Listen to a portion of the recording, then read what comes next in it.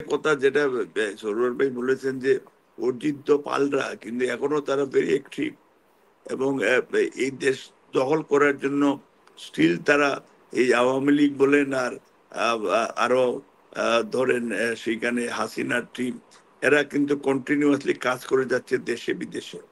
এবং এই যে আপনার আমি নিজেই এই যে সেই আকবররা এবং সেই আপনার ওই যে MSF সরোয়াররা এবং আরেকটা লোক কিন্তু এখনো সেনাবাহিনীতে অনেক শক্তিশালী এবং পাওয়ারফুল। তারা কিন্তু তারেক রহমান এবং আমাকে নিজেকেই মারার জন্য তারা গাড়িতে টাকারও ফিট করেছে। রাশিয়ান হিটম্যান দিয়ে বাংলাদেশ হাই কমিশন থেকে 2বার আমার বাড়ি লন্ডনে অ্যাটাক করেছে। এটার মামলা কিন্তু আমি ব্রিটিশ পুলিশকে বাই নেম ওদেরকে দিয়েছি। কিন্তু দেখি যে এখনো এরা বহাল তবিয়তে চাকরির মধ্যে আছে।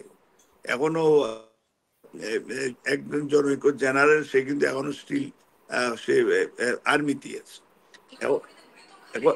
এখন যে বিষয়গুলি আমরা যেটা মনে করি যে এখন আমাদের এখন দেয়ালের সাথে সত্যিকার অর্থে পিঠ টেকে গেছে। এখন বাংলাদেশের জনগণ যদি সেই আবার সেই ইন্ডিয়ানদের সেই আপনার ফাঁদে পা দেয়, পলিটিশিয়ানরা পা দেয়, এই জন্য আমাদের জন্য খুব কষ্টকর হবে।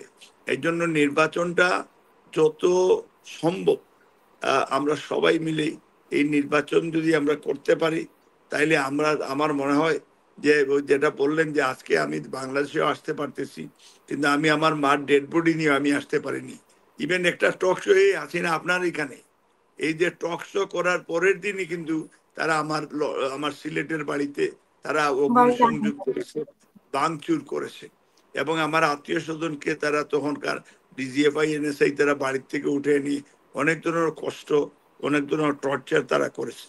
এবং আমি ওই যে আমেরিকায় যাতে গিয়েছিলাম হাসিনাকে আমরা UN এর সামনে আমরা অবরোধ করার জন্য, সেই একবার এই আকবরদের গ্রুপটাই কিন্তু আমাকে অনেক এই দাওয়াতে বাধ্য করেছিল নেওয়ার জন্য। কিন্তু আমি আল্লাহর মেহেরবানিতে আমার কন্ডিশনটা ছিল বেগম খালেদা জিয়াকে মুক্তি দিলে আমি চা খাবো।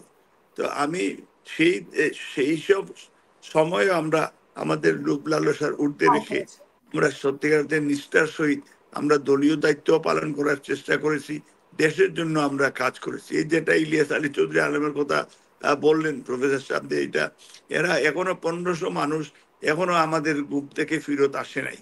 এবং আজকে গতকালকেও ইলিয়াস আলীর বউ এসে আমার বাসা আসছিলেন, উনি কান্নাকাটি করে যে এখনো তাদের সেই ফিলিংসটা আছে যে তারা না ইলিয়াস আলীর মৃত্যুবার্ষিকী পালন করতে পারতেছে, না না তার এই যে আপনার জন্মবার্ষিকী আছে না নাই, এটা নিয়েও তারা এক ধরনের সংকট তারা এখন পর্যন্ত ওইভাবেই আছে।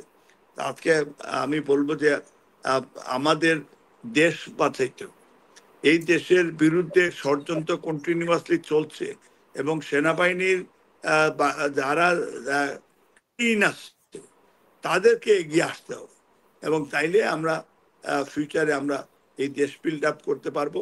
এবং আমার বিশ্বাস যে এই যে তারেক রহমান যে বাংলাদেশে আসবেন, এবং এই জন্য আমার মনে হয় যে সেনাবাহিনীর স্পেশাল একটা ব্লেসড লাগবে, কারণ উনি যাতে দেশে এসে তার নিরপেক্ষ ভাবে বা সেফটি সিকিউরিটি এটাও যেন সেনাবাহিনীর একটা সহযোগিতা আমি মনে করি আমাদের প্রয়োজন রয়েছে। এবং আপনাকে আবারও ধন্যবাদ। এবং এদের বিচার নেওয়া পর্যন্ত আমাদের কন্টিনিউয়াসলি আমার মনে হয় যে আমরা সবাই মিলে এইগুলি বলতেই থাকবো, কারণ দেশের জনগণকে জানাতে থাকবো, সচেতন করতে হবে এবং এইসব মাফিয়াদের চিরতরে গণতান্ত্রিক প্রক্রিয়ার মাধ্যমে খবর দিয়ে দিতে হবে। ধন্যবাদ। মহান আল্লাহ সর্বশক্তিমান আমাদের সকল